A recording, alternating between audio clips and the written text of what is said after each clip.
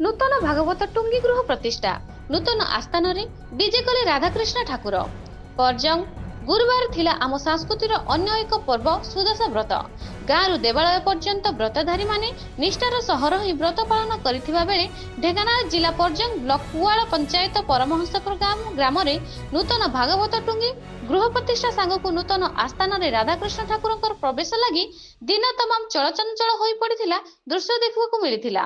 Grammar चौपाड़ी प्रांगण में निजस्व पुराणा भागवत टुंगी दीर्घ वर्ष धरी भागवत प्रेमी द्वारा पूजा पाउथिबा राधाकृष्ण ठाकुर गुरुवार दिन नूतन गृह को प्रवेश करछंती।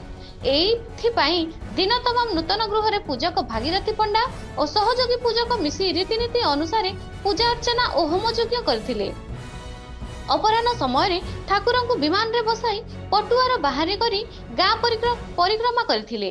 आगरे बाजा नाम संकीर्तन घंटवाद्य हरिबोल हुलहुली रे आध्यात्मिक परिवेश सांगकु गाँ दांड उत्सव मुख होई पड़िथिला। पटुआर समय रे ग्रामर घरे घरे ठाकुर को भोग खुआई निर्धारित समय पूर्व चौपाड़ी रे पहुंची ठाकुर को नूतन गृह रे प्रवेश करी आस्थान रे स्थापन करथिले। निष्ठार सह रही पूजा अर्चना स्थल रे विधान साहू और सहधर्मिणी कविता साहू कर्ता दायित्व निर्वाह करथिले। ग्राम्य कमिटी सभापति गौतम साहू, संपादक रविंद्र कुमार साहू, तीनिखंड मौजार सभापति अनिल भूतिया, चित्तरंजन साहू, अक्षय कुमार नायक, महेश चंद्र नायक, जतेंद्र कुमार साहू, सुधीर विश्वाल, सुरेश चंद्र विश्वाल, बसंत कुमार साहू, वृषकेतु साहू समस्त भागवत प्रेमी ग्रामवासी सहयोग श्रृंखलार सह नूतन गृह प्रतिष्ठा सांगकु नूतन घर अवस्था ठाकुर विजय कराइथिले। एही अवसर में दिन राति समस्त श्रद्धालु भक्त मानक पई प्रसाद सेवन आयोजन करा जायतिला।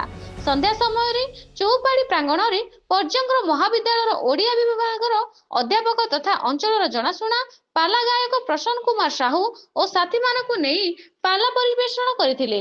कार्यक्रम में अंचल बहुमान्यगण व्यक्ति उपस्थित थिबा देखिबाकू मिलिथिला। पर्जंगरू गोपबंधु जेना रिपोर्ट आगामी टीवी।